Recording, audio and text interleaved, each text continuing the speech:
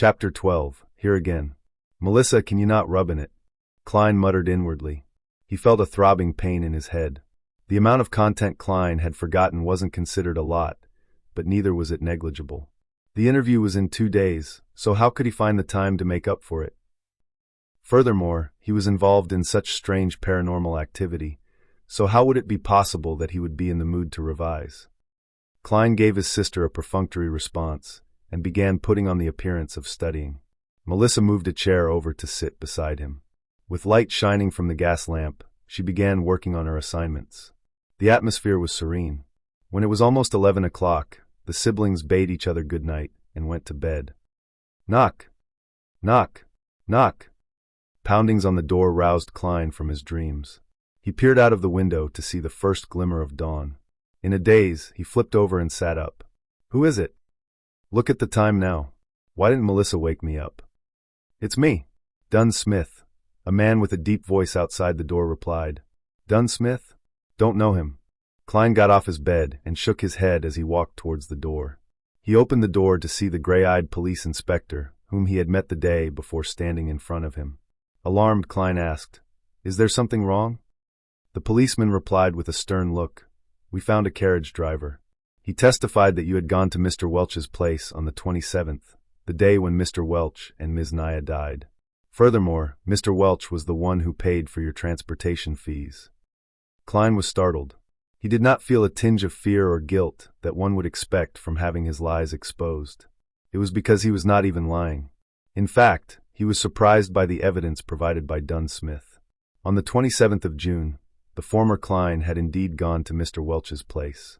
On the night that he returned, he killed himself, the exact same way as Welch and Naya did. Klein gave a forced smile and said, This is insufficient evidence.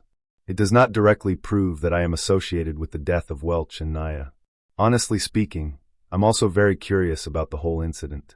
I want to know what exactly happened to my 2 poor friends. But, I really can't remember.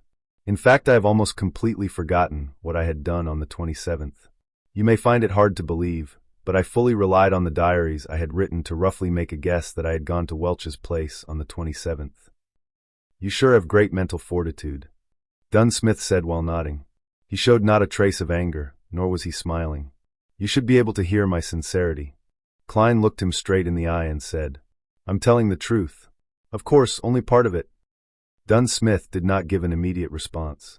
He swept his glance across the room before saying slowly, Mr. Welch lost a revolver. I guess. I should be able to find it here. Right? Mr. Klein? Indeed. Klein finally understood where the revolver had come from. A thought flashed in his mind, and he came to the final verdict in an instant. He raised his hands halfway and retreated, leaving a path open. Then, he signaled at the bunk bed with his chin, behind the bedboard. He did not specifically mention that it was the bottom deck, as no one would normally hide things at the back of the bedboard on an upper deck. That would be too obvious for guests to notice at a glance. Dunn Smith did not move forward. The corners of his mouth twitched as he asked, Nothing to add on? Without hesitation, Klein replied, There is. Yesterday, when I woke up in the middle of the night, I realized I was laying on my desk with a revolver beside me. There was a bullet at the corner of the room. It was as if I had committed suicide. But due to a lack of experience of never having used a gun, or maybe I was too scared at the final moment. Anyway, the bullet did not achieve the desired result. My head is still in its place. I am still alive now. And since then, I have lost some memories, including what I saw and did at Welch's place on the 27th. I'm not lying. I really can't remember. For the sake of being eliminated as a suspect. For the sake of getting rid of all these strange events surrounding him, Klein explained almost everything that had happened, except the transmigration and gathering. Also, Klein was careful with his words, allowing every sentence to be amenable, such as not revealing the fact that the bullet had hit his brains, but only mentioning that it did not achieve the desired result, and that his head was still in its place. To others, these 2 statements might seem to convey the exact same ideas, but in reality they were like chalk and cheese. Dunn Smith listened quietly, then said, This corresponds with what I had surmised. It also corresponds with the hidden logic of similar incidents in the past. Of course, I have no idea how you managed to survive. I'm glad you believe in me.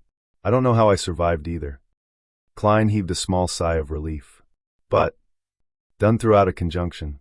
There is no use in me believing you. You are currently the prime suspect. You have to be confirmed by an expert that you have indeed forgotten what you went through, or that you indeed have nothing to do with the deaths of Mr. Welch and Miss Naya. He coughed, his expression becoming serious. Mr. Klein, I seek your cooperation on coming with me to the police station for the investigation. This should take roughly 2 to 3 days if it is confirmed that there are no issues with you. The expert is here? Klein asked blankly in return. Didn't they say it would take another 2 days? She came earlier than expected. Dunn turned sideways, signaling for Klein to leave. Allow me to leave a note, Klein requested. Benson was still away, and Melissa had gone to school. He could only leave a note to inform them that he was involved in an incident associated with Welch, so that they would not worry about him. Dunn nodded, barely minding. All right. Klein returned to the desk. As he searched for paper, he began thinking about what was about to occur. Honestly speaking, he did not wish to meet the expert. After all, he had a bigger secret. In a place where there were 7 major churches, under the premise that Emperor Roselle, who was suspected to be a transmigrator predecessor, was assassinated, a thing like transmigration usually meant having to go to court and enter arbitration. But without weapons, combat skills, or superpowers, he was no match for a professional policeman. What's more, a few of Dunn's subordinates were standing in the dark outside. Once they draw their guns and shoot at me, I'd be finished. Ugh, I'll take one step at a time. Klein left the note, grabbed his keys, and followed Dunn out the room. Along the dark aisle, for policemen in black and white checkered uniforms split into pairs and guarded them on both sides. They were very alert. Tap, tap, tap. Klein followed alongside Dunn as they went down the wooden stairs which occasionally creaked in protest. Outside the apartment, there was a 4-wheeled carriage. On the side of the carriage, there was the 2 crossed swords and a crown. Police emblem. Their surroundings were crowded and bustling with noise as usual. Go on up. Dunn signaled for Klein to go first. Klein was just about to step forward when an oyster seller suddenly grabbed a customer and claimed that he was a thief. Both parties wrestled and triggered a response from the horses, causing great chaos. An opportunity. There wasn't much time for Klein to think any further. He bent forward and dashed towards the crowd. Either shoving or dodging, he escaped frantically towards the other end of the street. Right now, for the sake of not meeting the expert, he could only proceed by going to the pier outside the city, taking a boat down the Tussock River and escaping to the capital, Backlund. The population was higher there, making it easier to hide. Of course, he could also get on a steam train, go eastward to the nearest Enmat harbor, and take the sea route to Pritz, then towards Backlund. Not long after, Klein arrived at a street and made a turn onto Iron Cross Street. There were several carriages that could be hired. To the pier outside the city. Klein reached out his hand and hopped onto one of the carriages. He had thought through things clearly. Firstly, he had to mislead the police that were coming for him. Once the carriage was a suitable distance away from them, he would jump right off. Alrighty. The carriage driver tugged at the reins. Clop, clop, clop. The carriage left Iron Cross Street. Just as Klein was about to jump off the carriage, he noticed that it had turned into another road. It wasn't leading out of the city. Where are you going? Klein blurted in his momentary daze. To Welch's place. The carriage driver answered monotonously. What? Klein was at a loss for words. The carriage driver turned around, exposing his cold gray eyes. It was Dunn Smith, the gray-eyed policeman. You.